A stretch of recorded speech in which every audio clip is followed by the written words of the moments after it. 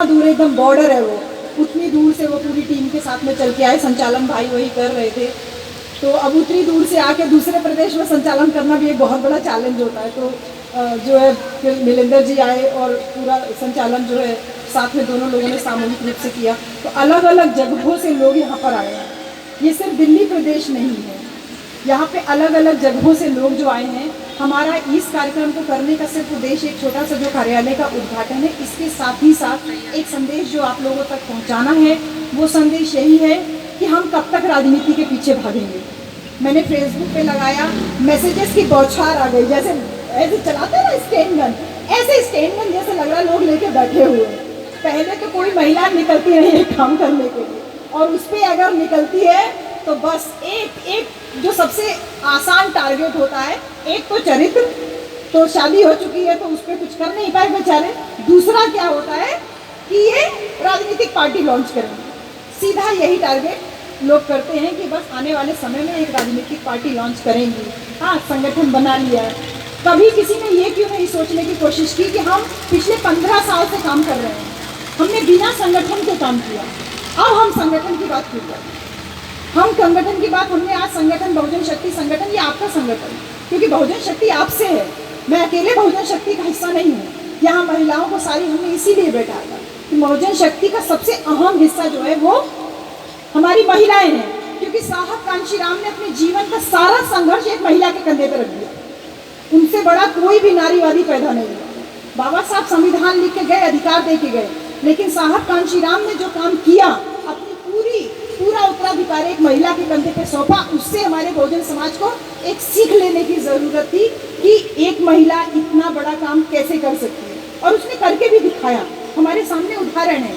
और अब अगर आगे समाज में और भी महिलाएं अगर काम करना चाह रही हैं तो हम टारगेट पे क्यों ले लेते हैं। मैं उस पर आऊँगी बाद में, लेकिन एक चीज़ हम सब लोगों को दिमाग में रख लेनी चाहिए कि चुनाव जो होता है, कोई भी चुनाव हो, वो चुनाव अगर हम जीतते हैं तो चुनाव से सिर्फ कुर्सी मिल सकती है, सत्ता नहीं मिलती। इस बात को ध्यान दीजिएगा, चुनाव से हमको कुर्सी मिलती है, सत्ता नहीं मिलती।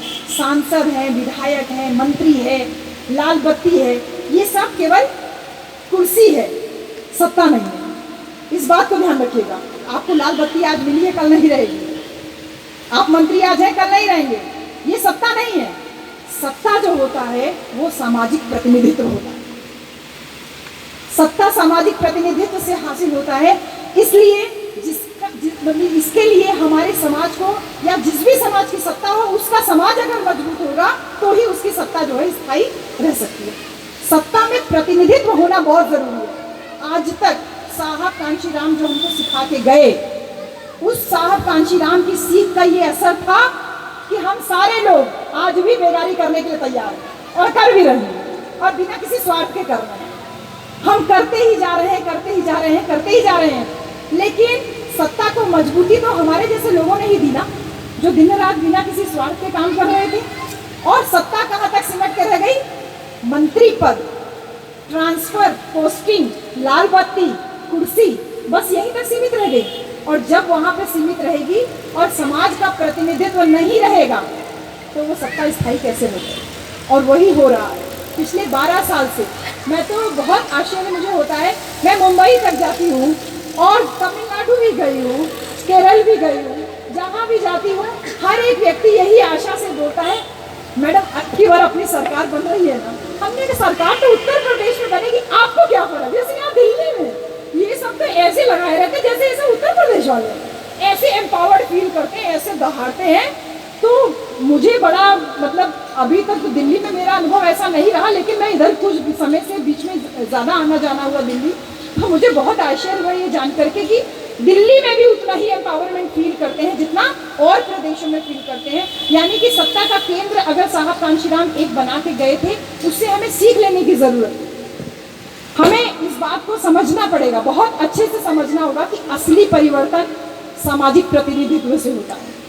असली परिवर्तन सामाजिक प्रतिनिधित्व में एक एक शब्द आज अलग अलग बोल रही हूँ, जो हमेशा बोलती हूँ उससे बिल्कुल अलग बातें कर रही हूँ, क्योंकि अब हमने एक जिम्मेदारी हो रही है, और ये जिम्मेदारी हमारा भाई मुझे उड़ा के गया है, हमारे भाई अमरीश उड़ा के गए हैं। ये जिम्मेदारी अगर भाई अगर दे रहा है तो इसका मतलब है कि भाई ने जिम्मेदारी दी, भाई ने ये दिया ना, अमरीश भाई ने दिया, वो हमारे वहाँ से आए भाई उन्होंने दिया ना, इसका मतलब है।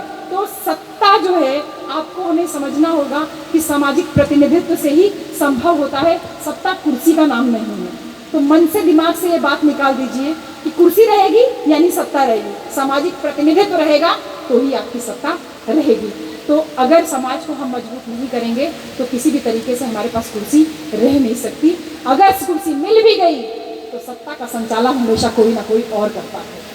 क्योंकि आप उदाहरण देख लो, एक ऐसा वर्ग है हमारे भारत देश में जो साहब कांचीराम हमको सिखा के गए, जो 3% है केवल। सरकार किसी की भी रहे, सत्ता किसी की भी रहे, टूटी केवल उसी की बोलती है। क्यों?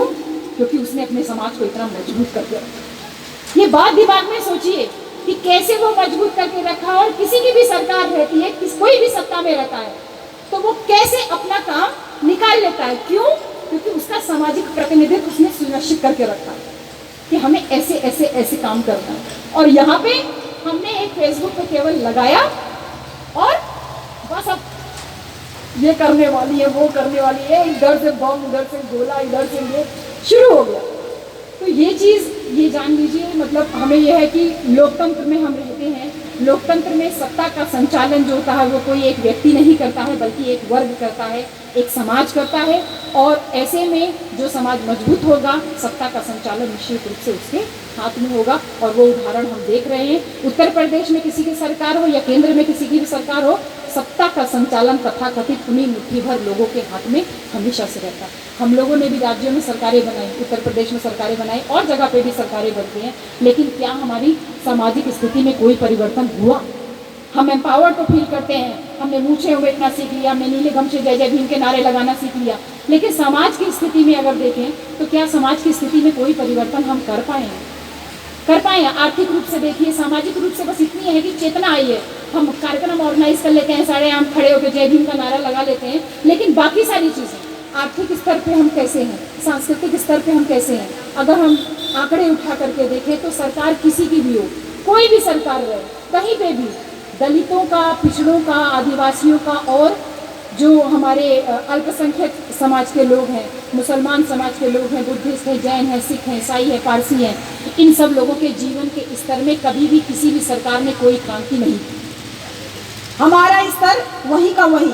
देश का 85% वोटर जो देश की मुख्य धारा में होना चाहिए, जिसका सामाजिक प्रतिनिधित्व होना चाहिए, वो केवल वोटर बन करके रह गया है, वो अपना प्रतिनिधित्व सुनिश्चित नहीं करा पाया। ये बड़ी बात है। और बुद्ध ने ये कहा था कि तार्किक बनो, तर्क से काम करो, भावुक मत बनो। लेकिन हम लोग जो है ना, हमारा समाज बहुत भावुक है, हम हमेशा भावुकता में रहते हैं और इसी भावुकता ने पूरी तरीके से बेड़ा गर्क किया हुआ है। कैसे बेड़ा गर्क किया हुआ है? हम पार्टियों में बांट लिया हमने अपने आप को कि फला पार्टी के हैं तो समाज के हितैषी हैं और फला पार्टी के हैं तो समाज के विरोधी हैं। अरे मेरे भाइयों, मैं आपसे बोल रही हूँ, मेरी प्यारी बहनों, एक बार सोच के देखो कि पार्टियां कब से हितैषी और विरोधी होने लगी। पार्टियों को तो केवल कुर्सी से मतलब होता है। एक बार कुर्सी मिली, कुर्सी का मतलब आपका वोट, एक बार कुर्सी मिली और उसके बाद उनका कभी भी ध्यान समाज की तरफ नहीं जाता। देश का 85% समाज वैसे ही ठगा का ठगा रह जाता है। इसलिए मेरा अनुरोध है कि अगर हम समाज की मजबूती और समाज की एकजुटता पर अगर हम काम नहीं करेंगे, अगर समाज को सशक्त बनाने पर काम नहीं करेंगे, तो सरकार किसी की भी रहे, हमारा प्रतिनिधित्व नहीं हो पाएगा। और यदि हमने समाज को मजबूत करने का काम शुरू कर दिया, जो साहब कांचीराम हमको सिखा के गए थे, साहब का कैडर बंद हुए कम से कम 30-35 साल तो हो गए होंगे। यहाँ बहुत सारे लोग होंगे जो साहब कांचीराम के साथ में काम किए। वो जो भाई आके बोले थे, काफ़ी बुजुर्ग थे, मुझे लगता है उनको बैठने में तकलीफ रही होगी, इसलिए वो चले गए या कहीं पीछे बैठे होंगे। जो आके मुझे आशीर्वाद दे के गए सबसे पहले, मौर्य जी, हाँ क्या नाम था? हाँ, शीलप्रिय जी जो बोल के गए, तो वो आज़ादी के पहले के हैं, तो जाहिर सी बात है कि साहब के साथ उन्होंने काम ज़रूर किया होगा। वो हमें सिखा रहे हैं ना कि समाज को अगर हम सशक्त बनाएंगे तभी हमारा प्रतिनिधित्व सुनिश्चित हो पाएगा। इस बात को हमें साहब कांचीराम ने भी कहा था कि अगर समाज मजबूत नहीं होगा जिस समाज की सामाजिक जड़ें कमज़ोर होती हैं वो समाज कभी भी राजनीति में मजबूत नहीं हो सकता। साहब का कैडर ख़त्म हुए इतने दिन हो गए, साहब के साथ काम किए हुए लोग बूढ़े हो गए, उनकी बातें लोग सुनते नहीं, आते हैं ऐसे मूँछों पे ताव देके नीला गमछा लगा के अब जय जय भीम और ग्रेट जमात बोल बोल करके। क्या किसी एक जाति को लेकर के या किसी एक वर्ग को लेकर के कोई क्रांति कर सकते हैं? कभी नहीं कर सकते। इसलिए जातियों पे गर्व करना तो पहले हमें बंद करना है। समाज को मजबूत बनाना है तो पहले सामाजिकता हमें स्वयं समझनी है। और वो स्वयं कैसे समझनी है कि एक जाति पे गर्व करोगे, जैसे एक उंगली अगर उठाओगे इसको कोई भी तोड़ सकता है, इसको उठाओगे तोड़ सकता है, लेकिन अगर पांचों एक साथ उठाओगे तो किसी के भी मुंह पे तमाचा मार सकते हो। साहब ने कहा सामाजिक जड़ें जिसकी मजबूत होती हैं उसी की राजनीति भी स्थायित्व होती है। इसलिए हमारा समाज जो आज कमज़ोर स्थिति में है, एकजुट नहीं है, जातियों में बटे हैं, संगठनों में बटे हैं, वो सब संगठित होकर के मतलब संगठन में बटे हुए हैं और वो एकजुट होकर के एक स्वर में आवाज़ सरकारों तक नहीं पहुंचा पा रहे हैं। जगह जगह इस बच्चे के लिए आवाज़ उठ रही है, जगह जगह उठ रही है आवाज़, संगठित होकर के नहीं उठ पा रही है। जगह जगह ज्ञापन दिए जा रहे हैं, फ़र्क पड़ रहा है क्योंकि सोशल मीडिया अब पूरी तरीके से हावी है। हर एक तरह से जो है वो यहाँ से लेकर इंटरनेशनल लेवल तक हमारी बातें पहुँच रही हैं, लेकिन एक सुर में वो आवाज़ जैसी 2 अप्रैल को निकली थी, वो बिना किसी, ये भारतवर्ष का एक ऐतिहासिक जो है वो मार्च था, जो 2 अप्रैल को जो आंदोलन हुआ, बिना किसी संगठन के, बिना किसी पार्टी के सहयोग के इतना बड़ा जो संगठन का काम हुआ, इतना बड़ा जो आंदोलन का काम हुआ, वो हमें पुनः स्थापित करना है। धीरे धीरे अपने समाज का एकजुट करना है, इतना सशक्त बनाना है कि पूरा समाज एकजुट होकर के बोले कि तुझे वोट दूंगे तो तू जीतेगा और तुझे वोट नहीं देंगे तो तू जीतने वाला नहीं। हमारे बीच में जो चमचों, दलालों और पिट्ठुओं के साथ कहते थे, जो फौज लगी हुई है जिसने समाज को बांटने का काम किया हुआ है, और इसी वजह से हमारे समाज में रोज़ाना नई पार्टियां बन रही हैं क्योंकि सामाजिक परिवर्तन का काम खत्म हो गया है, राजनीति काम हावी हो गया, राजनीति ऊपर हो गई और समाज पीछे हो गया। रोज़ नई नई पार्टियां बन रही हैं और पहले से जो स्थापित पार्टियां हैं वो लोगों की आकांक्षाओं के हिसाब से परिवर्तन नहीं कर पाए। युवा बेताब है, शशि भूषण बेताब है राष्ट्रकवि बनने के, किशोर कुमार पगला जैसे राष्ट्रकवि बने वैसे शशि भूषण जी के अंदर भी टैलेंट है, ये भी राष्ट्रकवि बन सकते हैं, लेकिन आकांक्षाओं के हिसाब से परिवर्तन नहीं। क्या आपके अंदर योग्यता नहीं है? आपके अंदर नहीं, आप सबके अंदर योग्यता नहीं, तो स्थापित पार्टियां योग्यताओं में परिवर्तन नहीं कर रही हैं और इसी वजह से अब हमको पार्टियों को सुधारने में और उनको सलाह देने में और समय और ऊर्जा जो है वो बर्बाद नहीं करनी है। समाज अगर सशक्त होगा, समाज अगर मजबूत होगा, मैं नेता नहीं हूँ, इसकी ताली बजाने की ज़रूरत नहीं है। मैं आज मतलब समझ लीजिए मैं बहुत दुखी होकर के ये संगठन का मैंने काम शुरू किया, नहीं तो मैं नौकरी बहुत दिन पहले से ही मैं छोड़ने का प्लान कर रही थी। इस बार के चुनाव रिजल्ट आने के बाद मैंने पूरा प्लान कर लिया था कि मैं नौकरी छोड़ दूंगी। ये तो मेरे घर वाले हमेशा मेरे साथ में रहते हैं, वो कभी नहीं कहते कि नौकरी करो, लेकिन ये जो आपके जैसे मेरे घर वाले हैं ना, जो बाहर वाले, वो मुझे अभी भी थोड़ा मोह में बांधे हुए हैं, जो कहते हैं नहीं बहन जी नौकरी मत छोड़ो, छुट्टी लगा के काम करो, नौकरी आराम से जब थोड़ा मजबूत हो जाओ, समाज को थोड़ा जागरूक कर लो, तब आप नौकरी छोड़ना। तो मैं नौकरी नहीं छोड़ पा रही हूँ, लेकिन मैंने तय कर लिया है कि मैं बहुत दिन नौकरी कर नहीं पाऊँगी। तो अब हमें ऊर्जा उधर बर्बाद नहीं करनी है और समाज को इतना मजबूत कर देना है कि राजनीतिक पार्टियां जो है वो हमारे इच्छा के हिसाब से काम करना शुरू करें। मेहनत का काम ज़रूर है, मैं जो बातें कर रही हूँ मेहनत का काम ज़रूर है। साहब कांशीराम को मैं उनकी पीड़ा आप समझ सकती हूँ कि क्यों वो पूना से चल के दिल्ली आए और फिर दिल्ली वासियों ने कहा कि आपकी बात उत्तर प्रदेश में सुनेंगे लोग, और फिर उत्तर प्रदेश में जब आगरा में गए तो आगरा वालों ने कहा कि आपकी बात आजमगढ़ के लोग सुनेंगे, और तब साहब कांशीराम अपने मूवमेंट को आजमगढ़ लेकर के गए। ये जो बातें हैं, अब एक एक स्टेप पे जब काम कर रही हूँ तब मुझे समझ में आ रहा है कि इस भ्रम को अब हमको निकाल देना है कि राजनीतिक पार्टियाँ खुद किसी समाज का प्रतिनिधित्व करती हैं। कोई भी राजनीतिक पार्टी किसी समाज का प्रतिनिधित्व नहीं करती है। अगर करती होती तो हमारे बीच में पैसों के लेन देन की बातें कभी नहीं होती। इसलिए समाज का प्रतिनिधित्व पीछे छूट चुका है। पार्टियां बेमेल गठजोड़ करती है, उनकी मजबूरी होती है, गठबंधन करना है, सरकार बनाना उनकी मजबूरी होती है, क्योंकि उनको कुर्सी प्यारी होती है, उनको समाज से लेना देना नहीं होता। क्योंकि साहब कांशीराम दूसरा तो कोई आएगा नहीं इतना राजनीतिक चतुरता लिए हुए कि वो पार्टियों को अपने कदमों में झुका दें। आज तो हम दूसरों के कदमों में झुकने के लिए तैयार रहते हैं। इसलिए समाज का प्रतिनिधित्व एक मजबूत संगठन ही कर सकता है। और समाज की जो कुछ बहुत सारी जो सामूहिक ज़रूरतें होती हैं, कि जैसे संजय गौतम मंथन जी चले गए हमारे बीच से, किडनी में दिक्कत थी, पैसे के अभाव में इलाज नहीं करा पाए। मुझे कष्ट इस बात का है, मुझे शायद पता होता कि वो पैसे के अभाव में इलाज नहीं करा पा रहे हैं। मैं आप सबसे भी कहूँगी, अगर आप में से किसी को कोई तकलीफ शरीर से जुड़ी हुई है तो भारत देश में हर एक अस्पताल में अपने आदमी मौजूद है, अपने डॉक्टर्स मौजूद हैं। आपको बस उनको आइडेंटिफाई करना है। वो पे बैक टू सोसाइटी के लिए तैयार भी बैठे हैं। कोई व्यक्ति हमारे बीच में चला जा रहा है तो ये हमारी सामूहिक आकांक्षा है ना, जैसे मेरी इच्छा है कि हमारे व्यक्ति जो हमारे समाज के लोग हैं, डॉक्टर, इंजीनियर, प्रोफेसर, अलग अलग जगह पे हैं, वो सामूहिक रूप से कुछ काम करें, इकट्ठा हों। तो कुछ सामूहिक ज़रूरतें होते हैं, कुछ समाज के सपने होते हैं, जैसे अनामिका जी हैं, पूनम जी हैं, एक से एक क्रांतिकारी महिला हैं। आप तो आई नहीं, संगमित्रा जी नहीं तो कम क्रांति है उनके अंदर भी। तो ये जो समाज के सपने होते हैं, इनका प्रतिनिधित्व जो होता है वो सामाजिक संगठन ही कर सकता है, कोई राजनीतिक पार्टी नहीं कर सकती। इसलिए जब संगठन मजबूत होगा तो कोई भी पार्टी जो है वो हमारी इच्छाओं के साथ खिलवाड़ नहीं कर सकती। और यही सारी जो है समाज में जो पार्टियों के बीच में जो विभाजन हो गया है, इससे मैं 15 साल से लगातार काम कर रही थी और मैं बहुत परेशान थी कि तुम ये वाले हो, हरा झंडा वाले हो, नीला झंडा वाले हो, लाल झंडा वाले हो।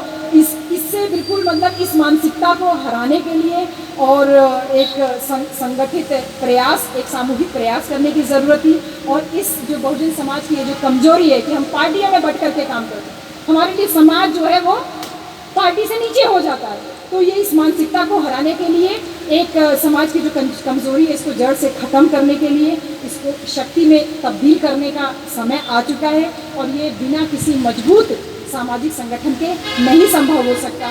इसी वजह से इस बहुजन शक्ति नाम के संगठन का गठन किया गया है। ये संगठन आपका संगठन है।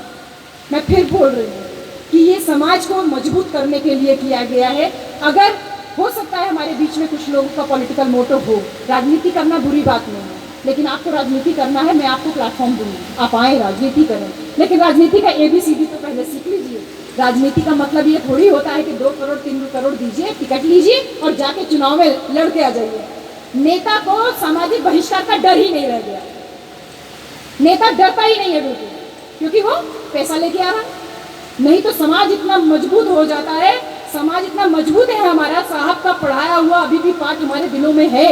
समाज इतना मजबूत है कि नेता को खड़े खड़े नंगा कर दे, लेकिन नेता को डर ही नहीं है, उसको सामाजिक बहिष्कार का डर ही नहीं है। हम चाहें तो उसको बॉयकॉट कर सकते हैं, बिल्कुल भय नहीं है। इसलिए ये बहुजन शक्ति का एक तरीके से आप समझ लीजिए दबाव समूह के रूप में भी ये काम करने के लिए संगठन बनाया गया है कि हमसे राजनीति है, राजनीति से हम नहीं।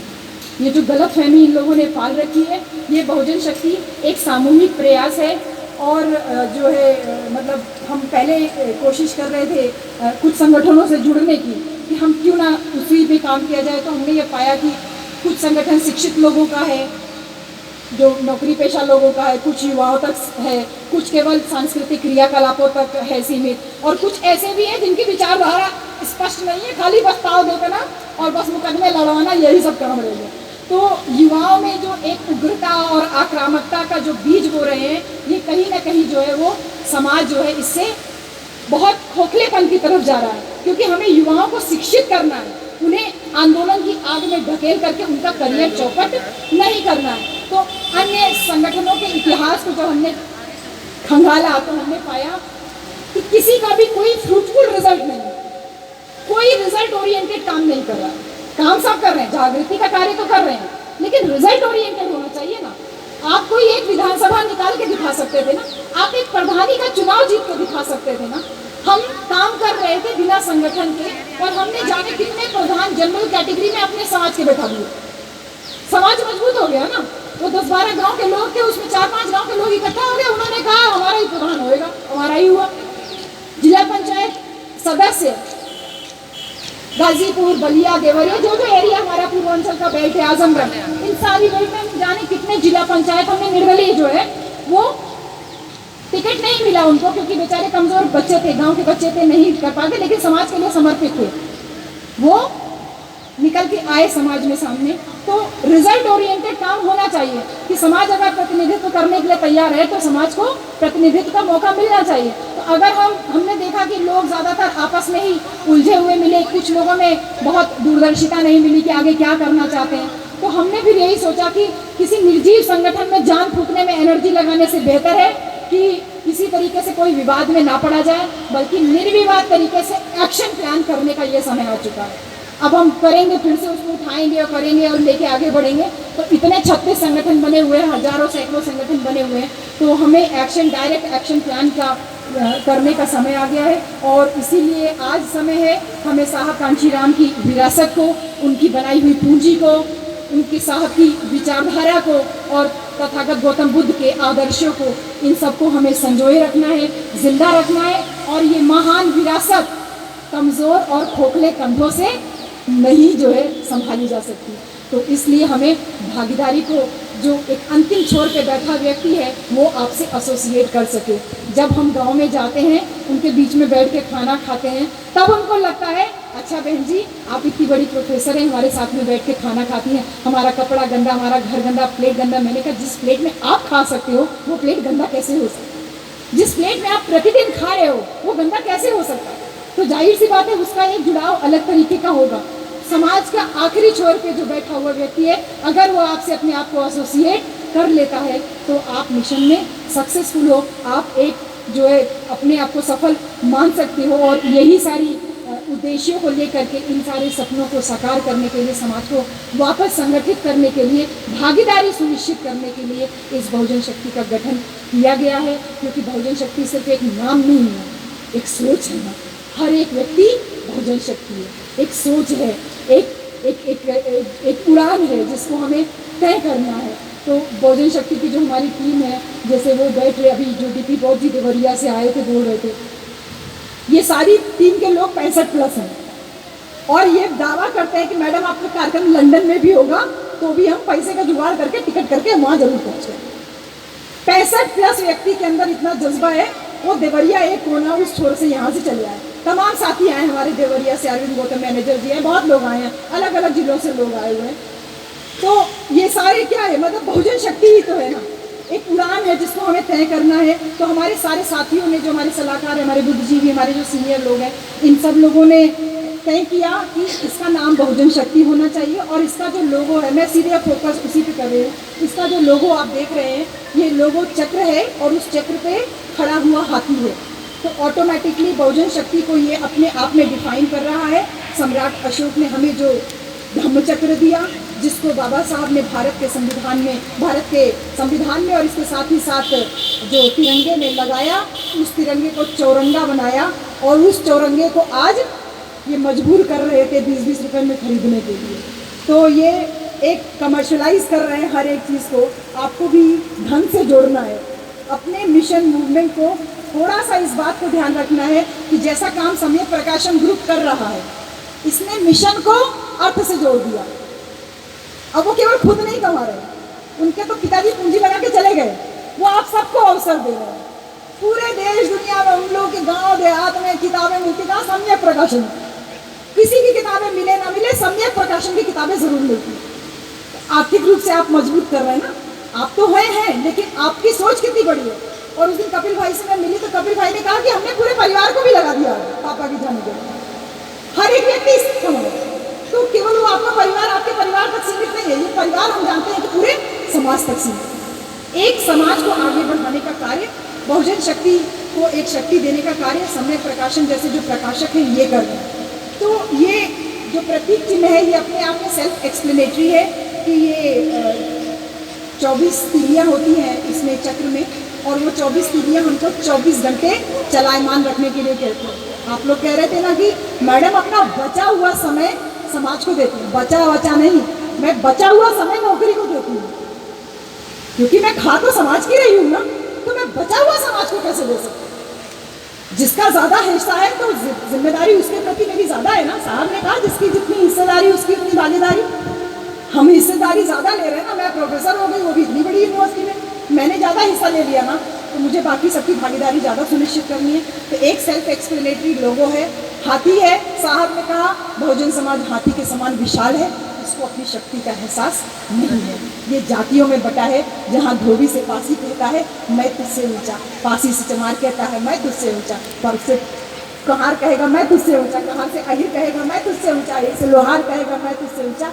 सब एक दूसरे से ऊंचे नीचे में लगे हैं और नतीजा क्या होता है कि वो सरकार बना लेते हैं हमारे ऊपर चढ़ के, और हम धोबी पासी अठिक खटिक लोहार सुनार चमार में, मोरिया कुशवाहा इन्हीं सब में उलझ करके रह जाते हैं। तो धम्म चक्र को चलायमान करना है, 24 तीलियाँ जो है 24 घंटे आप चलायमान रहिए। और इसके साथ साथ हाथी जो बहुजन समाज का प्रतीक है, इसको किसी पार्टी से जोड़ के मत देखिएगा। ये साहब का दिया हुआ लोगो है, और साहब ने कहा ये हमको बाबा साहब दे के गए हैं, ये हमारे साहब दे के गए, हमारे महापुरुष दे के गए हैं। ये इस ऊर्जा को, इस बहुजन समाज को अपनी शक्ति का पुनः एहसास, क्योंकि साहब ने एहसास करा दिया था, इसको पुनः एहसास कराना है। और समाज को मजबूत करने के 2 तरीके हो सकते हैं। मैं जल्दी बात करने की कोशिश करूँगी, क्योंकि हम लोगों को सबको संजय गौतम जी के यहाँ भी जाना है।